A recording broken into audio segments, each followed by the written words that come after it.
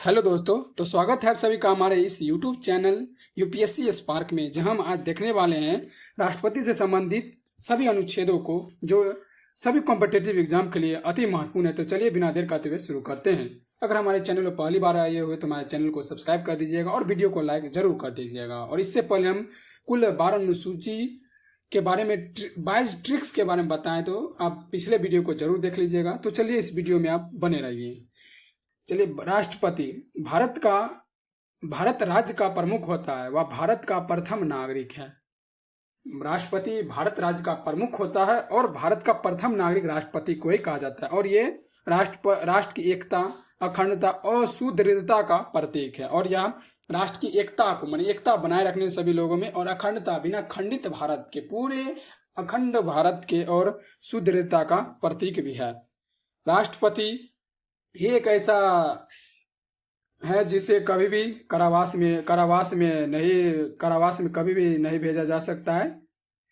तो भाग 5 संघ का जिक्र है, और यह अनुच्छेद 52 से 151 में संघ के बारे में देखने को मिलता है। और इसी के अंतर्गत राष्ट्रपति से संबंधित सभी अनुच्छेद देखने को मिलते हैं। 52 अनुच्छेद में कहता है कि भारत के एक राष्ट्रपति होंगे, यानी कि राष्ट्रपति पद का जिक्र अनुच्छेद 52 में किया जाता है। और 53 अनुच्छेद है कि संघ की कार्यपालिका शक्ति राष्ट्रपति में निहित होगी। संघ की जो भी कार्यपालिका शक्ति राष्ट्रपति में निहित होगी। अनुच्छेद 54 कहता है कि राष्ट्रपति का निर्वाचन, अनुच्छेद 54 जो राष्ट्रपति का निर्वाचन है, और ये एग्जाम के व्यू दृष्टि से अति महत्वपूर्ण है। 55 है कि राष्ट्रपति के निर्वाचन की प्रक्रिया और चुनाव का तरीका, ये भी इंपॉर्टेंट है परीक्षा के व्यू से। 55 में कहता है राष्ट्रपति के निर्वाचन की प्रक्रिया या चुनाव का तरीका, माने कि राष्ट्रपति का निर्वाचन किस प्रकार होगा और इसके प्रक्रिया में कौन कौन भाग लेंगे, और यही सब का जिक्र मिलता है। 56 अनुच्छेद कहता है कि राष्ट्रपति का कार्यकाल, 56 अनुच्छेद में कहा गया कि राष्ट्रपति का कार्यकाल 5 वर्षों का होगा, और 5 वर्षों के उपरांत ये अपने पद से हट जाएंगे। अगर वो पुनः जीतते हैं तो फिर वो अपने पद पर वापस बने रहेंगे। 57 अनुच्छेद कहता है पुनर्निर्वाचन की योग्यता या अर्हता है, माने कि अगर एक बार राष्ट्रपति बन चुका है और वह पुनः फिर से राष्ट्रपति बनने के लिए निर्वाचन की योग्यता या अर्हता यानी होनी चाहिए। 58 अनुच्छेद है कि राष्ट्रपति पद हेतु योग्यताएं, कि 58 अनुच्छेद कहता है कि राष्ट्रपति पद के लिए कौन कौन सी योग्यताएं होनी चाहिए। 59वां अनुच्छेद है कि राष्ट्रपति पद की शर्तें, मानी कि राष्ट्रपति पद के लिए पद पर बरकरार रहने के दौरान कौन कौन से शर्त यानी कौन कौन से इसे शर्त दिए जाते हैं। शर्त यानी कि इसे कौन कौन से चीज का लाभान्वित होते हैं। अनुच्छेद 60 है कि राष्ट्रपति द्वारा पद की शपथ या प्रतिज्ञा, यानी कि जब राष्ट्रपति निर्वाचन के बाद विजय होते हैं तो वह राष्ट्रपति के पद पर स्थापित होने से पहले शपथ लेते हैं, शपथ यानी प्रतिज्ञा लेते हैं। अनुच्छेद 61 है कि राष्ट्रपति के महाभियोग की प्रक्रिया। अनुच्छेद 61 में यह जिक्र मिलता है कि अगर राष्ट्रपति हमारे भारतीय संविधान को उल्लंघन करते हैं तो अनुच्छेद 61 के तहत संसद के दोनों सदनों राज्यसभा और लोकसभा इसे महाभियोग की प्रक्रिया लगा सकते हैं।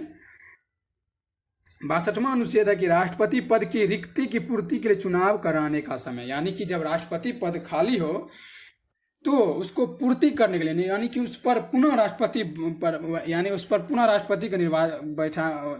का स्थापित करने के लिए, यानी कि पद पर आने के लिए चुनाव कराने का समय होता है। 65 अनुच्छेद है कि उपराष्ट्रपति का राष्ट्रपति के रूप में कार्य करना, उपराष्ट्रपति का राष्ट्रपति के रूप में कार्य करना, यानी कि जब राष्ट्रपति किसी कारणवश अपने पद यानी अनुपस्थित रहते हैं तो उपराष्ट्रपति राष्ट्रपति के रूप में कार्य करने लगते हैं। 70वां अनुच्छेद है कुछ आकस्मिकताओं में राष्ट्रपति की शक्तियों का निर्वहन, माने कुछ ऐसी स्थिति में यानी कि उसमें राष्ट्रपति की शक्तियों का निर्वहन होता है, माने उस राष्ट्रपति की शक्ति से वो कार्य होने लगता है। 71वां अनुच्छेद है कि राष्ट्रपति के निर्वाचन संबंधित विवाद या मामले, राष्ट्रपति के निर्वाचन यानी उसके चुनाव से संबंधित विवाद या मामले 71 अनुच्छेद में इसका जिक्र मिलता है। 72वां अनुच्छेद है राष्ट्रपति की दया, क्षमा, माफी आदि की शक्ति, यानी कि राष्ट्रपति अनुच्छेद 72 के तहत किसी भी लोगों के माफी या दया को, यानी कि माफी यानी क्षमा को कम कर सकते हैं या फिर समाप्त भी कर सकते हैं। 73वां अनुच्छेद है कि संघ में कार्यपालिका शक्ति की विस्तार या सीमा, यानी कि संघ में कार्यपालिका शक्ति की सीमा कहां से कहां तक है और उसका या सीमा। 74वां अनुच्छेद है कि मंत्री परिषद का राष्ट्रपति को सहायता और परामर्श, यानी कि मंत्री परिषद राष्ट्रपति को सहायता और सलाह देंगे, तो राष्ट्रपति की सलाह पर कार्य करेगा। यहाँ पर सलाह होगा, सलाह लिखा गया, सलाह पर कार्य करेगा। 75वां अनुच्छेद है कि प्रधानमंत्री एवं मंत्री परिषद की नियुक्ति राष्ट्रपति द्वारा होगा, यानी कि 75वां अनुच्छेद कहता है कि प्रधानमंत्री एवं उसके मंत्री परिषद की नियुक्ति राष्ट्रपति के द्वारा किया जाएगा। अनुच्छेद 76 कहता है कि भारत के महान न्यायवादी, इसके नियुक्ति और कार्यकाल में इसी के अनुच्छेद के अंतर्गत जिक्र मिलता है और ये भी परीक्षा के व्यू से अति महत्वपूर्ण है, यानी कि 100% महत्वपूर्ण है। 77वां सवाल है, भारत सरकार के कार्यों का संचालन राष्ट्रपति के नाम से, यानी कि 77 अनुच्छेद के तहत प्रधानमंत्री वास्तविक कार्य करते हैं, परंतु वह भारत सरकार के कार्य यानी राष्ट्रपति के नाम से कोई भी कार्य करते हैं। 78वां अनुच्छेद है कि इसमें राष्ट्रपति को सूचना प्रदान करने से संबंधित प्रधानमंत्री कर्तव्य या दायित्व, यानी कि अगर हमारे देश में किसी प्रकार के दंगा फसाद या किसी प्रकार के आंतरिक असुरक्षा हो जाते हैं तो प्रधानमंत्री का यह कर्तव्य है कि वो राष्ट्रपति को सूचना प्रदान करेंगे, अनुच्छेद 78 के तहत। अनुच्छेद 85, संसद के सत्रावसान तथा भंग करने की शक्ति राष्ट्रपति को, यानी कि संसद के सत्र बुलाने, सत्रावसान और सत्र के अवकाश के लिए तथा भंग करने की शक्ति राष्ट्रपति में यह दी गई है, अनुच्छेद 85 के तहत। 86वां अनुच्छेद है कि संसद यानी सदनों, यहाँ पे संसद में दोनों सदनों की यहाँ बात हो रही है, तो संसद में अभिभाषण का और उनको संदेश भेजने का राष्ट्रपति का अधिकार, सदनों में यानी दोनों सदनों में राष्ट्रपति को यह अधिकार है कि वो अपना आदेश भेज सकते हैं। 87वां अनुच्छेद है कि राष्ट्रपति का विशेष अभिभाषण, वही राष्ट्रपति का एक विशेष अभिभाषण होगा। 111वां अनुच्छेद कहता है कि संसद द्वारा पारित विधेयकों पर राष्ट्रपति का सहमति प्रदान करना, यहाँ पर सहमति प्रदान करना, यानी संसद द्वारा पारित विधेयक जो भी विधेयक होंगे उस पर राष्ट्रपति का सहमति प्रदान करना अवश्य होगा, नहीं तो वो अधिनियम नहीं बन पाएगा। 112वां अनुच्छेद है कि संघीय बजट यानी कि आर्थिक वित्तीय विवरण, इसमें संघीय संघ में जो भी बजट होते हैं इसके अंतर्गत उस पर जिक्र किया जाता है। अनुच्छेद 123 राष्ट्रपति की अध्यादेश जारी करने की शक्ति, ये भी एग्जाम के व्यू से बहुत ही महत्वपूर्ण है, जो पूछे जाते हैं अक्सर। 123वां अनुच्छेद कहता है कि राष्ट्रपति की अध्यादेश जारी करने की शक्ति। चलिए अगले प्रश्न की अगले अनुच्छेद की ओर बढ़ते हैं कि 143वां अनुच्छेद कहता है राष्ट्रपति की सर्वोच्च न्यायालय से सलाह यानी कि परामर्श लेने की शक्ति, यानी कि राष्ट्रपति का यह कर्तव्य है यानी यह शक्ति है कि वह सर्वोच्च न्यायालय से सलाह लेंगे।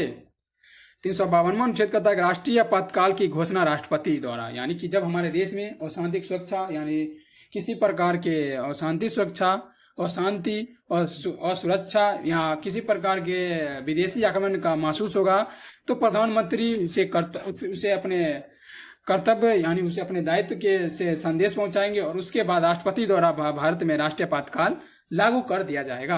अनुच्छेद 356 राज्य आपातकाल यानी राष्ट्रपति शासन, अगर किसी राज्य में राष्ट्रपति शासन संवैधानिक तंत्र विफल हो जाता है तो राष्ट्रपति का यह सूचना है कि वह राष्ट्रपति से अनुमति लेकर राज्य में राष्ट्रीय आपातकाल की घोषणा राष्ट्रपति द्वारा करवा सकते हैं। और 360वां अनुच्छेद है कि वित्तीय आपातकाल की घोषणा राष्ट्रपति द्वारा, अगर हमारा आर्थिक स्थिति यानी कि क्रैश कर जाता है यानी हमारे अर्थव्यवस्था क्रैश कर जाता है तो वित्तीय आपातकाल की घोषणा राष्ट्रपति द्वारा कर दी जाती है, परंतु यह हमारे भारत में अभी एक बार भी नहीं हुआ है। तो दोस्तों ये थे हमारे राष्ट्रपति साहब के बारे में सभी अनुच्छेद जो परीक्षा के व्यू से बहुत इंपॉर्टेंट था। अगर वीडियो अच्छी लगे तो हमारे चैनल को सब्सक्राइब कर दीजिए, वीडियो को लाइक कर दीजिए।